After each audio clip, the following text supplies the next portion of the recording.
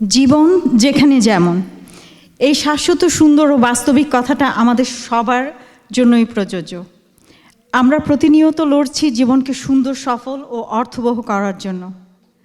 সুপ্রিয় বন্ধুরা, আমি আনন্দিত, আমি সম্মানিত এই ভেবে যে আমি এমন কাউকে আমন্ত্রণ ও পরিচয় করিয়ে দিতে যাচ্ছি, যিনি জীবনশিরির প্রতিটি পদক্ষেপকে চ্যালেঞ্জ করেছেন, যিনি সহজ প্রাপ্য সুখ ও প্রতিষ্ঠার সঙ্গে আপোষ করেননি, যিনি আপোষহীন, যিনি ব্যতিক্রম।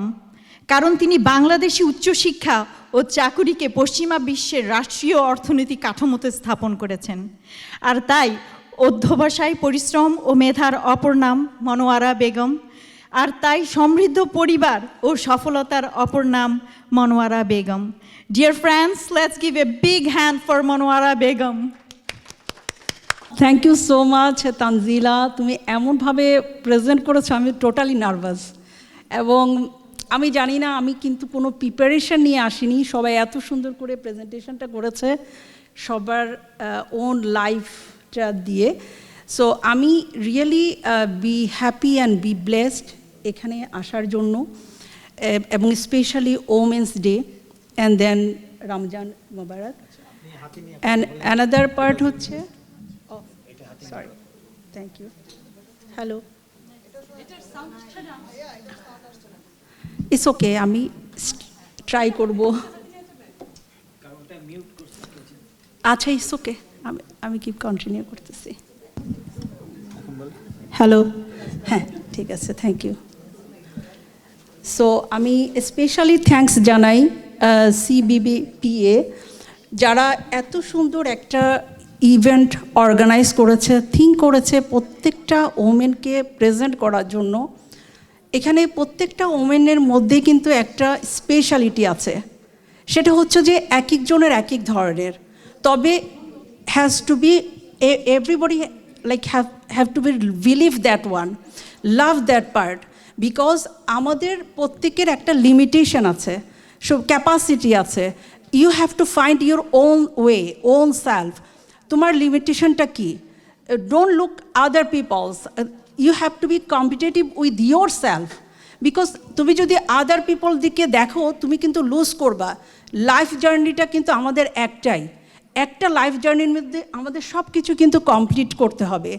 সো আমরা যখন স্টার্ট করি, গ্রোন আপ হই, তারপরে হচ্ছে যে পড়াশোনা শেষ করে আমরা যখন কাজে যাই, এরপর হচ্ছে যে বিয়ে শাদী হয়, বাচ্চা হয়, এটাই কিন্তু শেষ না।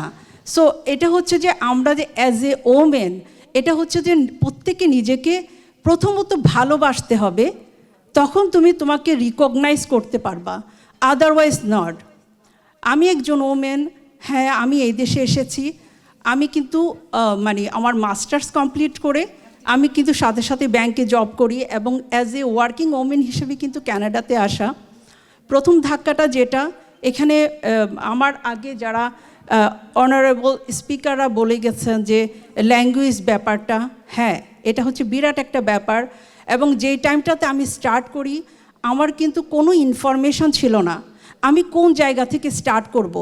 আমি শুধু এটা ভেবেছি, যেটা মোস্ট অফ দ্য পিপল যখন বাংলাদেশ থেকে আসে এটা থিঙ্ক করে যে okay we gonna go for another education and than or we gonna go for like a job, like a interview. হ্যাঁ আমি ড্রপ করেছি, আমি সব মোস্ট অফ দ্য ব্যাঙ্কে আসলে আমি ইন্টারভিউ দিয়েছি, ওখানে আমাকে কয়েকটা ব্যাংক সিলেক্ট করেছে, তবে ওদের সিস্টেমটা আমার পছন্দ হয়নি, কারণ আমি ব্যাংকিং ক্যারিয়ারে আমার ভালো কিন্তু এক্সপেরিয়েন্স ছিল। সো আমার ওই জিনিসটা ভালো লাগেনি। আমি দেখলাম যে এখানে ওরা যে জিনিসটা করে ওদের বেনিফিটের জন্য করে, কিন্তু আমাদের অ্যাজ এ পার্সন হিসেবে কিন্তু ওইভাবে বেনিফিটেড হয় না।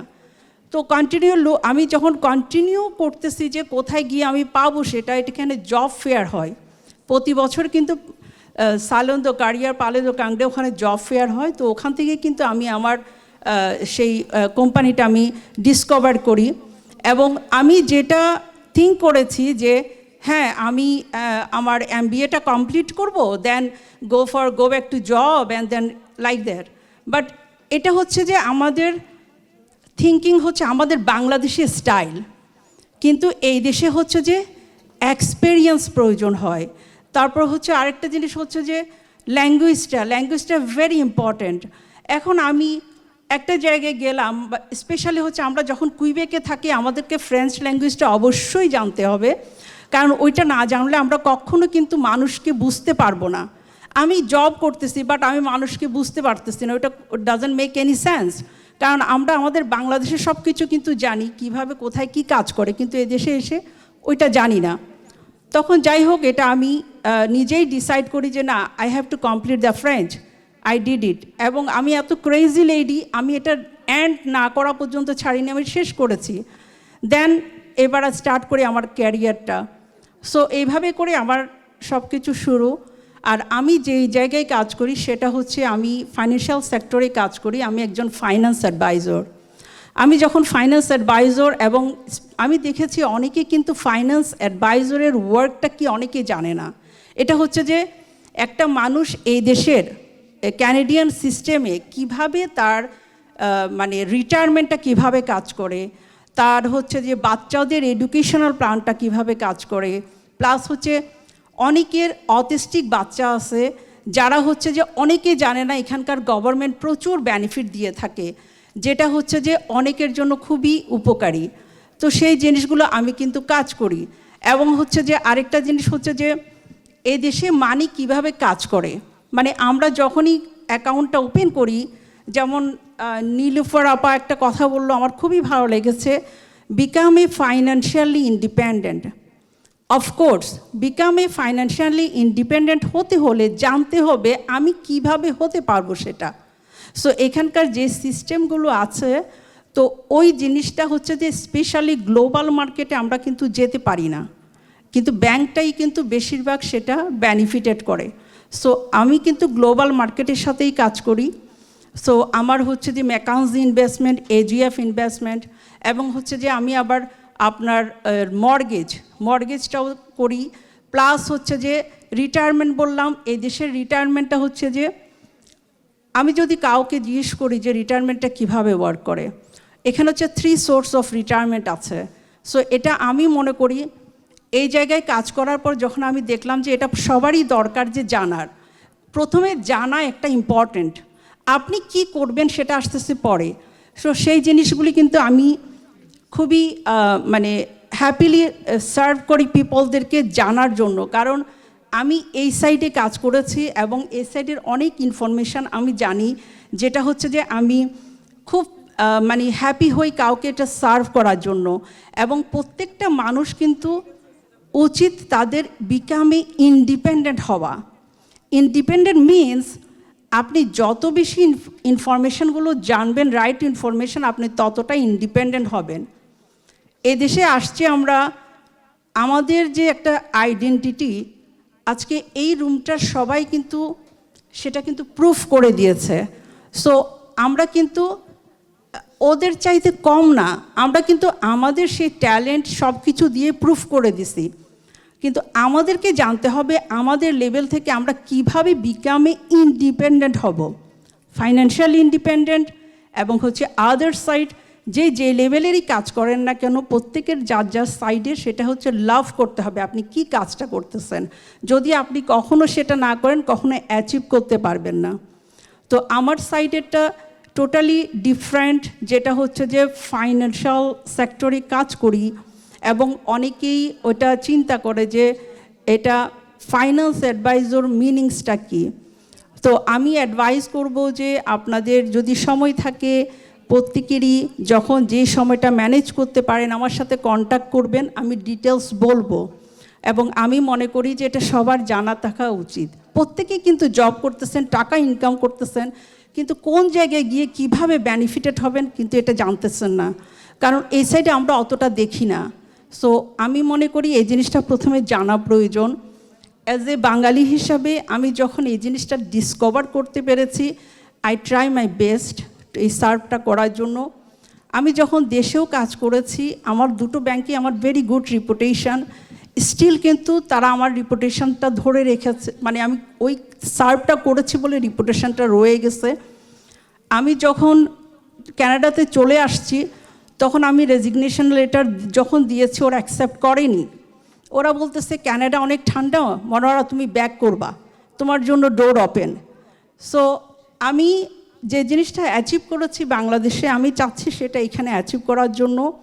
আর আমার কিন্তু ক্লায়েন্ট বেসটাই হচ্ছে যে French speaking, most of the French speaking, এবং হচ্ছে এই দেশের পিপলের সাথে আমি মাল্টি কালচারের সাথে কাজ করতে খুবই পছন্দ করি। আমি কিন্তু রিয়েলি পজিটিভ পারসন। নীলুফার আপা যখন বললেন সেটা, আমি কখনো প্রবলেমকে দেখি না, আমি try to find the solution. আমার পিপল, আমার সাথে যারা কাজ করে এবং আমার পিপলরা যারা আসে বা আমার ক্লায়েন্টরা, ওরা বিকাম এ মোর ইন্ডিপেন্ডেন্ট হয়, কারণ আমি তাদেরকে ওভাবে করে ট্রিট করি। আমি চাই না যে সবার একটা নিজস্ব ভ্যালু আছে, কেন আমি তাকে রিকোয়েস্ট করব, আমি তাকে বলতে পারি, but not that way. So আমি মনে করি সেলফ রেসপেক্টটা very important. Okay, so as a women হিসাবে আমি সবাইকে বলবো আপনারা সেটা নিজেদেরকে ভালোবাসেন, এটা দেন। এটা হচ্ছে যে সবারই এই জিনিসটা আসে ফ্যামিলি থেকে। সো ফ্যামিলি তো ইম্পর্টেন্ট, ফার্স্ট আমাদের হচ্ছে ফ্যামিলি, দেন হচ্ছে যে আমরা সেকেন্ড হচ্ছে যে বাইরে এই যে জব করছি, তারপর হচ্ছে যে আমরা নিজেদের আইডেন্টিটি খুঁজে বের করছি। আমার এত ভালো লাগছে আজকে যে প্রত্যেকটা ওমেনের স্পিচ কিন্তু আমি খুবই মাইন্ডলি শুনেছি, এবং আমি দেখেছি যে প্রত্যেকের মানে ওদের আকাঙ্ক্ষাটা মানে এত সুন্দর করে মানে চাচ্ছে যে এস্টাবলিশ করতে। আসলে জানেন এই দেশে পসিবল, এই দেশে এমন একটা সুন্দর দেশ, really possible. Whatever you want, whatever your age, doesn't matter.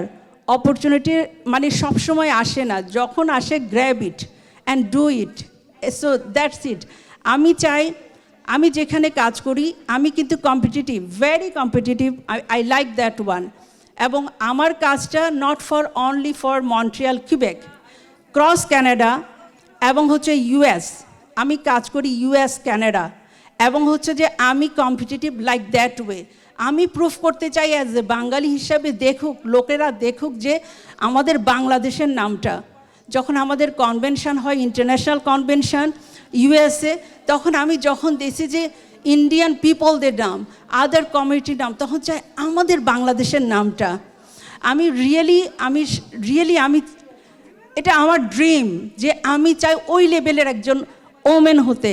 আমি সামবডি এলস হতে চাই। আমি চাই না যে আরেকজনকে হার্ট করা। কেন? Inspire, you should have to inspire the other people. তুমি দেখতে হবে পিপলরা, মেয়েরা এখানে কিন্তু অনেক দূরে আগাই গেছে। কেন আমরা পিছাই থাকবো? কেন? আমাদের এত সুন্দর জিনিসগুলো হয়তো আমাদের দেশে সম্ভব হতো না, কিন্তু এখানে সম্ভব। এটাই আমি বলবো সবাইকে, যেটা আমি দেখেছি। I want to serve everybody, এবং আমি দিয়ে যাব। একদিন day will come, remember me, because এটা আমি জানি, এটা আমি বিলিভ করি সেটা, কারণ এটাই হবে সেটা। এই আর কি আমি বলে আমার বক্তব্যটা শেষ করছি। Thank you so much, thank you so much.